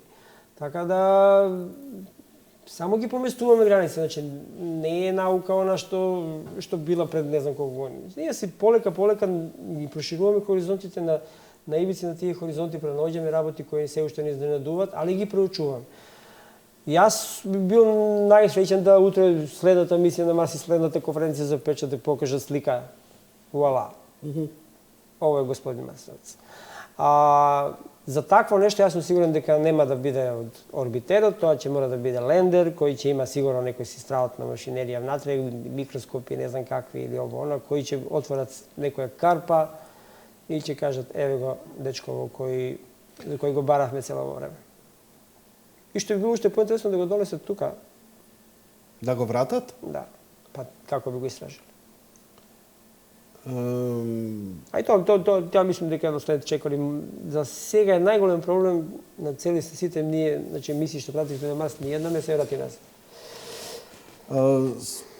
Но можеме и во последниот дел од емисијата токму тоа и да го збориме малце за тој момент. Ајде ќе продолжиме тогаш, Радан. Се почна со многу експерименти. Едниот од експериментите беше Биосфера 1 и 2, а тоа е прво да се проучи состојбата на човековата психа во состојба на изолација, што значи долго вселенско патување. Колку би траело патувањето до Марс од Земјата? Негде околу 6-7 месеци. 6-7 месеци. У еден смер. Во еден правец да се знае дека нема да дојде, нема враќање. Ама не само тоа, значи вие патувате на 6-7 месеци до него и онда пример не можете вие еден ден ќе отидам доле па ќе се вратам, па ќе се вратам назад 7 месеци. Нема. Него идете 7 месеци, па мора година и пол да чекате таму на Марс или околу Марс, па да чекате после тие година и пол дена, да чекате да се поново Земја и Марс се најдат во одредена позиција да вие можете да се вратите назад. Значи, што значи дека 2,5 години прилика треба да бидете. Так. 2 до 2,5 години, не знам тачно колку би требало да биде, да бидете надвор. Откако веќе ги проучија ефектите на изолација, човечка трпеливост, нетрпеливост и кои се предизвиците со кои ќе се соочат, веќе со години постојат експерименти во места каде што таква капсула ќе се спушти, која личи на една цилиндрична зграда, да речеме, или поголема куќа. Конусна. Да. Ти велиш конус. Така беше некако, бар ја така што ја го видов вака како чаша повеќе ми изгледаше, не се. И овдека имаше на слики додека јас и ти разговаравме неколку пати се појавуваат тие на површината на Марс како ќе изгледаат овие, нели? Добро, во секој случај веќе се водат тие експерименти каде што екипи цели престојуваат со години на одредени места каде се симулира површина на Марс, идат исклучиво со скафандери. Значи ние сериозно се подготвуваме како човештво да идеме на Марс дефинитивно. Дали пронаоѓањето на водата е само еден логичен след или е забрзување на овој процес? Логичен след. Значи логичен след, значи ние ништо не можеме да правиме да избрзуваме. Мало пре што спомнавме на вселенска трка за месечина, тоа више заборавен начин на истражување на Вселена. Више немаме две војни сили кои се надпреваруваат кој пред ќе дојде до месечина и не гледајќи дали ќе при тоа изгубат луѓе или така натаму. Не е воопшто што да ти пратиш луѓе и да ти погинат, да ти загинат по пат или да слетат на месечина. Еве го ова што го зборам. Ова треба да биде вака, да слета и ова ќе биде домот за престојување на... Да, ама ова би се веќе за враќање, пошто гледавте дека има веќе и за модул за враќање. Да, за враќање евентуално, или можеби би било, например, праќање сонди со евентуално намирници дополнителни кои би слетувале како што слета Викинг, Opportunity, кој би можел да помогне. Голема логистика. Неверојатно. Се збориме за стотици и стотици милиарди долари проект. Ама мора да го цитирам тој, мислам дека се викаше Марк Цубрин, тој типо што е фачки основа Биосфера. Сите тие пари се многу мали пари за да купите еден нов свет. Значи сите тие работи што ќе ги направиме таму, знаете ли што се работи да фачки имате цела една нова планета на која може да се населите? И уште ако пројдеме у процесот на тераформирање на Марс. За мене тераформирање е добар процес, меѓутоа мислам дека е предолг за... Мислам дека ние како цивилизација дали сме воопште способни да тераме некој, да кажеме, неколку милиениумски проект. Тоа не е проект за 100 или за 200 години. Тоа е проект за илјадици години. CEO-то на Тесла даде една комична изјава која возбуди јавноста, ама која не беше далеко од умото. Тој рече 2 големи атомски бомби на половите на Марс, термонуклеарни. Значи атомски бомби се упалјач, служи како упалјач да запали термонуклеарна бомба. Така. А термонуклеарната бомба ќе ослободи огромна енергија, особено топлина, што ќе доведе до топење на мразот, кој ќе го исфрли во атмосферата и ќе создаде многу брзо некаква атмосфера. Да, тоа беше комичен одговор, една комична емисија, така да не треба да се сваќа сериозно. Али Елон Маск сериозно вложува во вселенски истражување. Елон Маск е единствен тип за кој не би потпишал дека е ова планета. Да, така мисли и за Бренсон и он сериозно истражува. Тоа се стварно луѓе кои стварно живеат надвор, барем од нашето време. Значи тие живеат многу понапред и работат за нешто што е многу понапред. А поготово ми се свиѓа дека за разлика од Бренсон кој е хедониста човек, тој воли. Да, он ужива во тоа, така. Он зио се, ово е доста повлечен тип, фамилиарен тип за кој никој жив ништо не знае. И многу практичен. Ама милион луѓе да прашате, многу малку луѓе ќе знаат кој е Елон Маск. А човекот малте не прави револуција во светов, не само со ракетни истражувања, со од тоа што е газда на Тесла, на моторни возила, за не знам се служна за автомобилите, за Сан Сити. Што го прави и што ги направи новите батерии кои можат и по 14. Ја мислам дека лично на Евана и слични компании нема да му се свиѓа воопшто што прави тоа. Само че си имате персонални сами дома стојачи. Збориш за новите батерии што ги извади акумулатори од 14 киловати? Па лепо нема, што мене брига. За домашна употреба. Ви има да продавате струја на Евана, а не Евана на вас. Да. Брзо ќе дојде заради него до тоа. Многу. Мислим, јас би сакал навистина или да поживеам долго, или пак да ги видиме тие благодети. Да ги видиме тие благодети. Меѓутоа, такви типови се неопходни во една цивилизација која навистина, ја не верувам дека главна мотивирачка сила на Илон Маск се милиардите подади него. Како ќе преживееме на Марс? Само со добра организација и со многу напор, тоа сигурно. Јас се надевам со што помалку жртви. Значи, сигурно ќе ги има. Ние имаме до сега, значи во од 1000... Сите велат, дури имаше една лотарија за патување, да се изберат луѓе во иднината кои, не знам, од денеска се пријавени, би отишле one-way tickets со сознание дека никогаш нема да се вратат назад. Па, зар ние немаме во нашата историја такви работи? Како е на Америка, Австралија, со one-way ticket? Во други сосема услови Не, верувате ми дека не. Ајде сега да прозборуваме да видите во нашата историја дека тој one-way ticket донесол до тоа дека ние имаме главна војно-економска, како го сакате, сила Америка. Сила Америка од тоа е настаната. А што ако тие луѓе отидат таму, па се создадат такви услови за да они може да живеат и дека сите ние од земјата да посекаме да отидеме горе? Кажи ми, што ќе треба они да прават таму, кога ќе отидат? Па во првиот момент ќе бидат во главном инженерски потврди, од типот да се тие хабитати што можат и подобро да се оспособат за да примат повише луѓе. После веројатно би требало да се обрне внимание на агрикултура. Тоа да речеме ако првин успееме да слетаме како е овдека на сликата. Да, значи треба прво да слетаме, прво успешно да слетаме, што ќе биде бидејќи не збориме за мал орбитер, него за огромно здание кое Тоа би требало, мислим, инженерски потфати, тоа значи да направат доволно добар хардвер и софтвер за да вие пример не е финта сега да го представиме Марс да кажеме како планета Земја. Сега кога вие живеете овдека ваш хабитат е тука во Македонија, вие да слетате во Шпанија. Тоа не е никако па сега после значи вие треба да слетате што е можно поблиску. Колку члена, значи таа треба да биде повеќе члена, повеќе од 3-4 луѓе, сигурно. За ова не знам сега, значи како се предвидени мисии, меѓутоа ќе треба да бидат сигурно да имате еден инженер, да имате доктори, да имате психолози веројатно, научници од какви калибри. Ќе носиме вода, но ќе носиме и семе таму, предпоставувам. Семе, да, сигурно. И тоа веќе го сада, такво семе се веќе сади во меѓународна вселенска станица, веќе се истражува како би успеале, значи пошто Марс има 3 пати помала гравитација. Добро. Тоа семе не би било фрлено надвор вака на површина, него би сигурно било во некој куполи кај што би било заштитено од хидрофоници. Предпоставам. Да, бome. Каде што би можело да расте и први, ајде да кажеме, луѓе што би живееле на Марс сигурно не би можело да се надеват на ускршни јагње или божични прасе или така нешто. Ќе бидат сериозни вегани.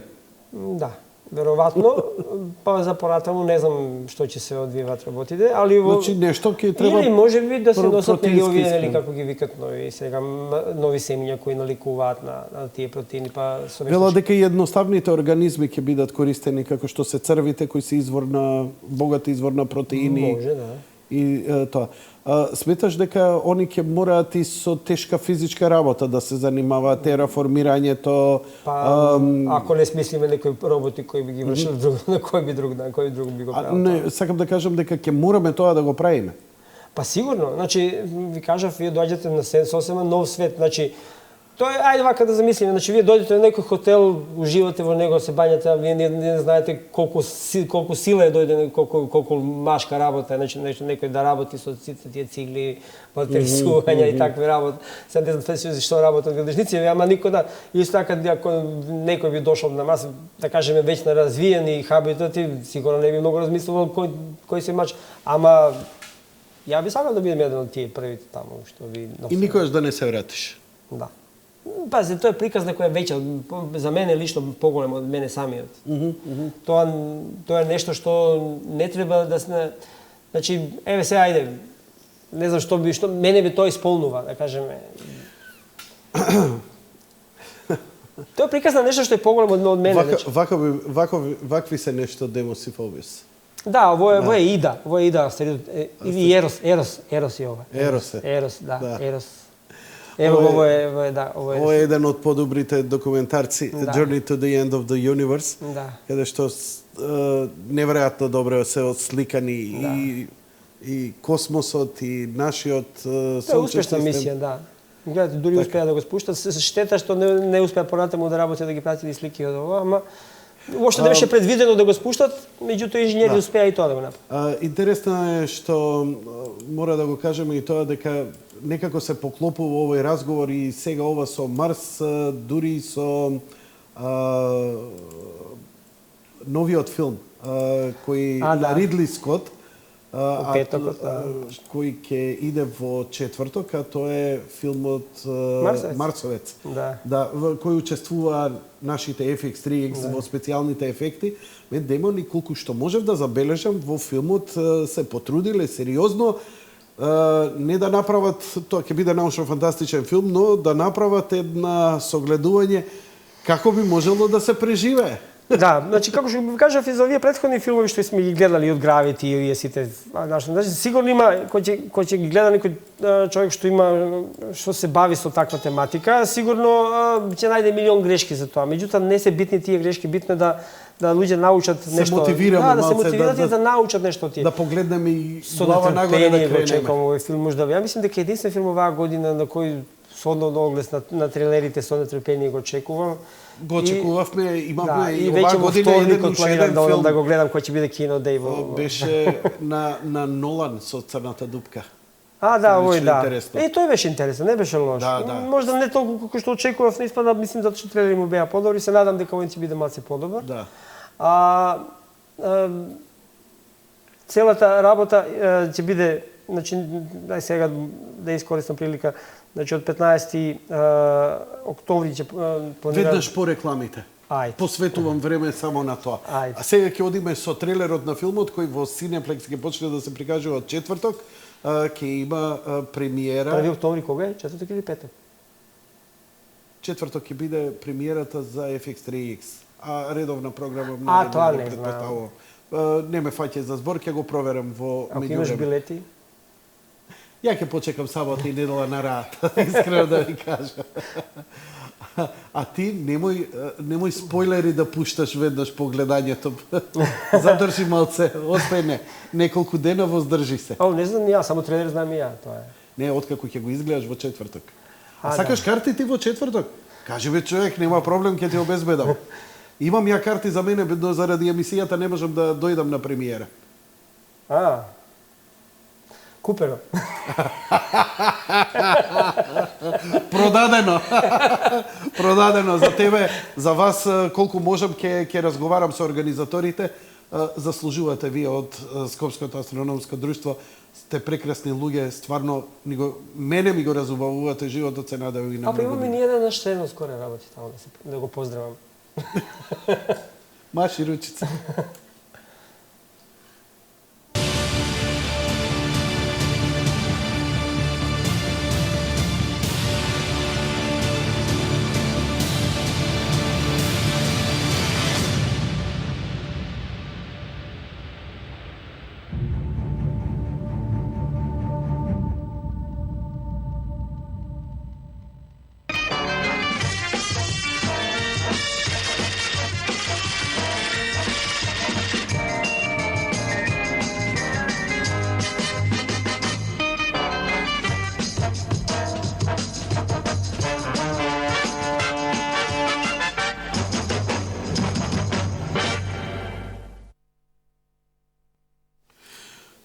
Ќе одиме на Марс, ако ништо друго, барем во четврток во кино, на 1 октомври, премиерата на Марсовец на Ридли Скот. До крај на емисијата ќе го видиме и вториот трейлер, многу подобро, кој ја објаснува оваа приказна. Но Скопско астрономско друштво не се занимава само со Марс, Плутон и слични работи. Секоја година вие организирате предавања, курсеви. Што е сега наред? Значи, во есен организираме така наречени циклуси на поборни предавања, а пролетци курсеви каде што учиме астрономија, а сега повеќе да кажеме со оние теми кои воглавном ги интересираат граѓаните, иако е плюс нешто вака интересно како еве сега со филмот за Марсовец со кој го спомнавме, со водата на Марс за која зборувавме цело време, и такви работи, такви ги метнуваме во Космологија, црни дупки. Да. Во оваа година ќе почнеме со црни дупки. Неверојатно, значи, приметуваш колку огромен интерес црните дупки предизвикуваат. Па секогаш за загонетни објекти луѓе сакаат да научат нешто за нив и да бидат информирани што се всушност. Иако од филмовите повише има дезинформација отколку информација, него меѓутоа ние сакаме на некој поинтересен начин да им објасниме и да луѓе научат што всушност се тие и какви се црни дупки постојат. Кој ќе ги, значи почнувате со црни дупки? Дупки после тоа мислим дека кој го држи тоа предавање? Секој почнуваме со најдобрата предавачка наша Билјана, така да. Да. Билјана, она остана стручњак за црни дупки. Да, највише затоа што најдобро и веќе знаете математика, секојаш ги носи новите информации, така да најнови сознанија и така натаму. Значи, не е актуелно ако ја снимам тајно со камера па да го пуштам тоа на нашите гледачи, затоа што секоја година има нови сознанија, особено оваа година има многу расправи и нови во врска со хоризонтот на збиднувањата и дали хоризонтот на настани. Да. Збиднување и настани, тоа е тоа. Да. Хоризонтот на збиднувања и дали црната дупка воопшто има површина. Бидејќи тоа се шпекулации кои не можеме да ги видиме заради хоризонтот на збиднување, зад кој веќе ние не можеме да видиме што понатаму се случува. Многу нови работи има, секојаш затоа што иако луѓе математички како математички модел се знае како на црни дупки, меѓутоа кои се придружни феномени на црна дупка се уште се откриваат. И сега уште бе во последното предавање кое слушнав за во Стокхолм дека се одржало тоа предавање, дека самиот Стивен Хокинг кој ајде да кажеме најповеќе врзан затоа што тој највише ги истражува во тоа теоретично. Да, неговата култна книга од 80-тите. Да. Кажува дека тие всушност не мора да бидат толку црни, дека може да будат дури сиви. Да, сивкасти, да. Меѓутоа затоа повеќе на тие предавања ќе слушнат, ќе имаме предавање за Марс, значи конкретно ќе бидеме доста врзани за тематика од филмот, се надевам, луѓе ќе им објасниме тие работи, кои се феномени појавуваат у филмот, кои се точни, кои не се точни и така натаму, на што би требало. Црни дупки, Марс, така? Да, ќе имаме за темна енергија и темна материја. Тоа е од космологија, што е тоа што ние во Вселена, што е тоа 96% во Вселена што не гледаме. Значи се тоа што гледаме материја звезди, која не можеме да ја видиме. Да. Значи, од тоа што го гледаме универзумот, тоа што гледаме со телескопи, што гледате слики од Хаббл. Дефинитивно сите математички модели покажуваат дека постои маса која не можеме да ја детектираме. Уште не знаеме што Тоа е неверојатно. Можеме само до сега да Значи, правиме до сега се брукавме само со гравитонот кој не можеме да го откриеме, Да. сега и со црната материја. Тоа не е црна, темна. Боле Темна да се материја. задржиме на темна, црни дупки и темна материја, да се Темна чисто материја. терминолошки Добро, да не ги мешаме. терминолошки. И е темна енергија, тоа е уште повише од него темна енергија, а него темна материја. И за тоа ќе имаме исто едно интересно предавање за астероидиве, убици или спасители на цивилизација. Пошто оглавном во филмовите ги гледаме како убици, меѓутоа ќе го разработиме и тој дел, какви се тие како опасност, како ни претат да ни уништат цивилизација, или па во најнови сознанија, како сме веќе почнале, веќе може да најдете на интернет модели, како да заробиме астероид и да едноставно да почнеме вселенско рударење по Марс, значи по астероидиве, значи Дефинитивно астероидите имаат толку висока концентрација на полезни материјали за нас? Па, во принцип, да, затоа што таму, речимо, гравитација речиси никаква. И тие благородни метали немаат сила со која да потонат до длабочина како кај нас сите главните тешки метали значи, под гравитација док била жешка земја потонале доле. Значи ние би можеле да одбереме некој таков Да. кој ќе го утврдиме дека има многу такви И благородни има некои математички модели да речемо еден астероид со големина од 50 до 100 метри може да вреди преку 1000 милијарди долари. Вау, интересно. Така да ако потрошите 100 милијарди на него, тоа не е ништо. Понатаму? Тоа би било едно предавање, после ќе преминеме на зашто астрологија лаже. Да се дадат на луѓе аргументи зашто ништо што кажуваат астролозиве е точно. Не, тоест не. Зар мислиш дека би ги интересирало кога веќе луѓе доаѓаат кај вас, мислиш дека имаат они предиспозиции и астролошки? Мислам дека луѓе кои веќе влегуваат во астрономија лековерноста ја оставаат на страна и дека има се уште читаат хороскопа. Па не, има луѓе што и веруваат во сите тие работи што ги викат астролозите. Има луѓе што веруваат и во земјани, има луѓе што веруваат во chemtrails и за тоа ќе имаме можда предавање. Така, значи теориите на заговор лани се покажаат доста интересни. Да. Сега ќе правиме едно слично со тоа што ќе ги обновиме. Мислам дека ќе го исфрлиме Харп, ама затоа ќе утврдиме некои си други. Мислим дека би требало некако ние имаме должност да го споменеме и овие антиваксери за кај што се Го прифатија ли тумачењето за Харп дека не може да ја контролира атмосферата? Мислам дека Харп више ви погледајќи по интернет веќе полека го заборават, пошто не го исклучија пред 2 години официјално и више ни самиот американци више не зборат за него. Така да само овие тролови што стварно више нема што да прават сами со себе и тролат по интернет. Тие истите што тролаат се уште исфрлаат податоци дека НАСА замаглува снимките од Марс, дека таму има цивилизација, па даваат цртежи од цели градови и така натаму. Не, баш многу луѓе мислат дека да, НАСА има некој сигурно дел оној што работи за војска кој што не е транспарентен и за кој никој нас не е обавестен дека дигна врска со Марс. Да, меѓутоа НАСА само пример конкурентна со мисии на Марс дава баш противно нешто тоа. Они даваат намерно снимки пример од Curiosity и од Opportunity секој ден што направили.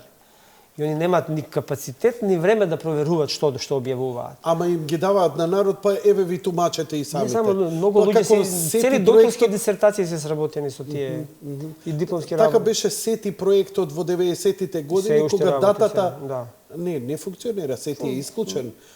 Кога радиобрановите ги даваа на компјутери самите ние да ги обработиме, па ги враќавме назад. Не знам дали се сеќаваш. Работи, само што не со тој интензитет кој што беше порано и со тој ентузијазм меѓутоа работи, да. Мислам дека работи. После тој проект беше за лек за рак, се преиначи. Да, ама тоа веќе се користи процесорска снага на нашите компјутери. Кога ти ништо не работиш, компјутерот да работи нешто позадина. И после податоците ги враќаат. Податоците се он враќа, после таму они го користат. Мислам да имате вие 1000 компјутери на едно место, вака 1000 луѓе ќе се приклучат од разни места. Тоа е тоа. Понатаму? И уште едно предавање кое планирам можда ќе биде за екстрасоларни планети, се повише се исто за нив. За екзопланети, затоа што и со нив само оваа година мислим дека исто имавме 2 или 3 обраќање на НАСА за одредени планети кои се доста слични на каде да кажеме, дури имаше некои варијанти као Земја 2.0, нели имаше пред некој време. Така да и со тоа би мислам дека би завршиле, така да од половина на октомври, значи од 15 Од кога почнувате? Од 15 октомври четврток и онда секој нареден четврток. Во четврток. Во четврток Каде? од 8 сати, ја се надевам ќе биде Во 20 часот. 20 часот, значи во на електрофакултет во амфитеатар, електромашински, не знам како иде тоа. Добро. Во Во амфитеатарот на електро. Да, Добро. Да, ако добиеме дозвола се надам денови да ги поздравиме нив. И така. Најлепши поздрав. Благодариме газда, молим те да не Да. пусти. Се надевам дека нема да има проблем, секогаш сте имале добра соработка. Ви Да, стварно луѓе во секојаш не излегувале пресред. А сега училница е претесна како што гледам. Поготово дека за години овие предавања, нараста. лани за црни дупки оборивме рекорд, мислам дека луѓе стоја, буквално стоја. Буквално стоја. А неколку се и вратија, баш пошто бев... Морам да ви признам дека колешката за која збори се обидувам одамна да ја поканам и да направиме една емисија, бидејќи е невозможно сите да дојдат на тие предавања. Останува моја замолница, бидејќи и гледачите, и јас лично, е една од најинтересните теми, кој би сакал што е можно повеќе... Да видиме за го црни дупки, популаризираме. па ако може да дојде деновиве, да видиме. Пошто она стварно и со работа ема се Така? презафатена и за Ако не, да дојдам јас со камера и убаво да снимам у HD предавањето, па да ни дадете да го емитуваме. Но мислам дека не би било проблем, мислам дека не би било проблем. како и да е, треба да се популаризира ова затоа што е надградување на општа култура, а со тоа човек многу полесно ќе се соочи со реалноста, со измамници, со каде има превара, а каде има вистина. Значи, од 15 октомври, секој четврток 20 часот. Колку е влезот?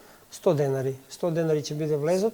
И повторно неќете за да заработите, значи упорни сте у тоа. Па сега, мора да биме малце колку толку одговорни, че имаме за мислим дека за студентите што се од електро и машински факултет има попуст тоа. Ама тоа ќе биде све објавено на сајтот, така да не можам сега да ги кажувам прецизно и како или така. А тие податоци јас ќе ги пренесувам во наредниот период како ќе доаѓа. Радан, многу беше корисно, мене ми беше вистинско задоволство. Да го споменем и Плутон на крај малку, ако има. Во овие вирулентни времења ме крена како бруфен, да ти кажам муабето. Сега Плутон, ја не знам како сме со време, режија. Чекай да идам време. Истече време. Овдека вика 15 до 1 дека е. Не смееме. Не знам уште колку време имаме. Да, сепак да се режија, спомнам. немам саат на располагање. Уште Уште 10 минути. 7 минути затоа што вториот трейлер сакам да го пуштам. Пред да ми кажеш за Плутон, ме интересира една работа. Кога зборевме за Марс и за Плутон, од истражувањата за Плутон се покажа дека Плутон има многу тенка атмосфера која е забележана не само на Плутон, туку и како трага која ја остава за себе. Слаба гравитација и дел од атмосферата се губи. Па беше истражувано, се постави прашањето од каде доаѓаат тие гасови. Не, беше дебела атмосфера, значи дури поголема од нашата, само што е тенка по состав, нема, значи по височина дури мислим дека е поголема од нашава. Така, преку 100 км. дали сите планети, дали нашава планета губи дел од атмосферата во низиното патување, оставаме ли ние таква трага? Бидејќи разбрав, еве Марс така е има изгубено, Плутон губи дел од атмосферата. Мислим да не. Мислим, иако има тоа нешто сасвен нешто незначително. Аха.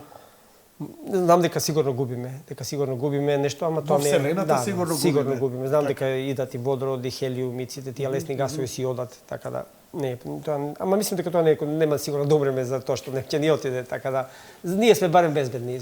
Таа има многу други работи. Плутон, значи месијата која беше лансирана пред 10 години, исклучително успешно си обави задачата, се вика Нови хоризонти, и што е најдобро што ќе се уште да објавува. На 1 јануари 2019 година ќе дојде до уште едно тело, така наречен Кајперов појас. Кајпер белт. Значи, сондата само помина, не слета, не остана да орбитира, туку само помина покрај Плутон. Колку време се задржа? 35 минути имаше само за да види. И за тие 35 минути фотографиите уште стигаат. Ќе стига до септември, октомври 2016.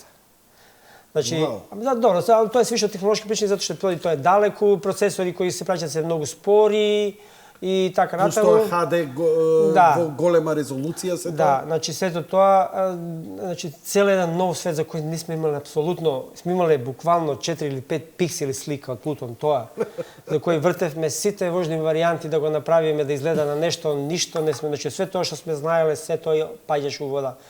Од срцето на Плутон до сите тие шеги што ги зборувавме, меѓутоа самиот состав и кората на Плутон, видовме дека доле мање више жив свет, во смисла геолошки жив свет. Так. Значи имаме реки од течен азот, последиците од течењето на тоа, планини високи од воден мраз со неколку километри височина и уште мали милион работи кои ќе ги изучуваме, ја мислим, со децени наназад, затоа што сите тие нанапред, уствари, со тие нови слики кои ќе ни пристигнуваат, со тие новите информации за тие нови, за сателитот на Плутон, Харон, за тој најголемиот и за другите 4. Таа џуџеста планета која е голема колку Австралија, помала од месечината, Да. има и своја месечина. Месечина и тие И се која се вртат едно откажавме околу да ја друга. викаме, да ја викаме планета. Да, тоа е со право. Значи Да, да. да не ги мешаме работите, Готово. да, тоа е со Зборевме право. прошлиот Тоа е пат. со право. Орбитираат Едно околу друга, околу нешто што не се гледа. Затоа што двете маси од Плутон и од Харон се доста големи, Добро. така да за разлика од, да кажеме, нас и месечина, пошто сме ние значително поголеми од месечина. Она ротира околу нас. Ротира околу нас, ама центарот не се наоѓа во центарот на Земја, него едно 1000 километра под површина на Земја. Така да ние ротираме додатно овака, значи ротирајќи околу своја оска, ние ротираме. вобл правиме. Вобл правиме, само заради тоа, да.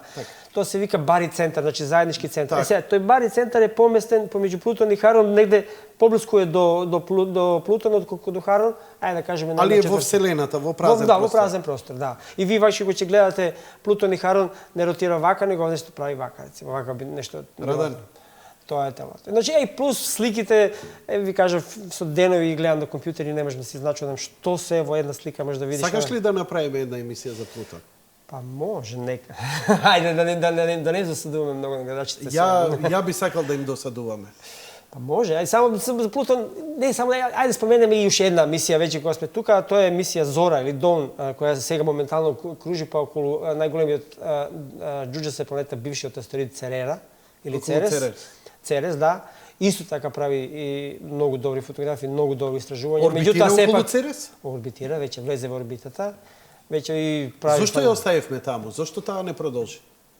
Не, таа ќе остане таму веќе, затоа што беше претходно тоа единствена мисија која беше на еден астероид 200, па помина од него заврши таму кружење, 200 скоро заврши, година сега дојде година и ваму. пол кружеше, па таму тргна отиде на Церес. Зошто? Зошто овие два астероида? Па затоа што се големи, доволно големи. Па Веста е астероид, Церес или Церера беше астероид и заедно со Плутон си промени, значи сега станаа така наречени џуџести планети. Планети. Ти благодарам многу за твоето гостување, секој е добро. Фала. А сосема за крај одиме и со многу успех во предавањата. Фала, повелете.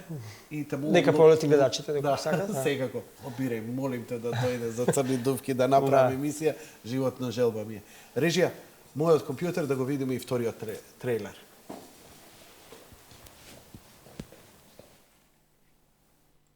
Every human being has a basic instinct to help each other out. If a hiker gets lost in the mountains, people coordinate a search. If an earthquake levels the city, people all over the world send emergency supplies. This instinct is found in every culture, without exception. At around 4:30 a.m., our satellites detected a storm approaching the Ares 3 mission site on Mars. The storm had escalated to severe, and we had no choice but to abort the mission. But during the evacuation, astronaut Mark Watney was killed.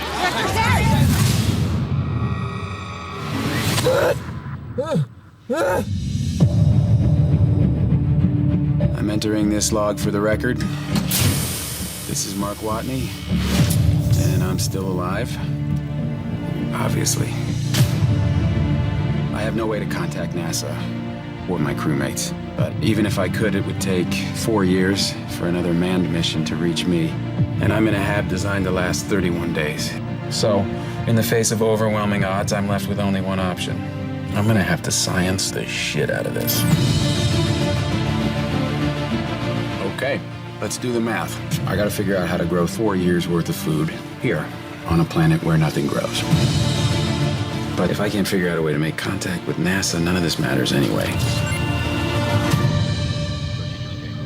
Houston, be advised. We've got a video message. It's directed to the whole crew. Play it. Mein Gott. Mark Watley's still alive. Woo! In your face, Neil Armstrong. We left him behind. Let's go get our boy. This is something NASA rejected, so we're talking mutiny. And if we mess up the supply rendezvous, we die. If we mess up the Earth gravity assist, we die.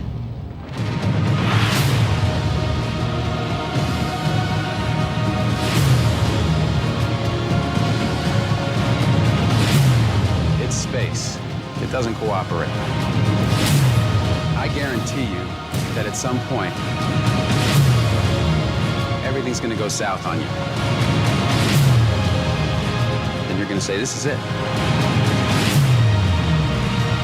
This is how I end. Is it possible that he's still alive?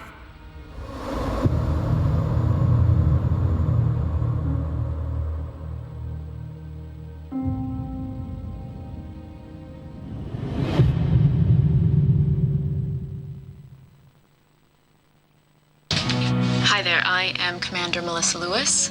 Dr. Chris Beck,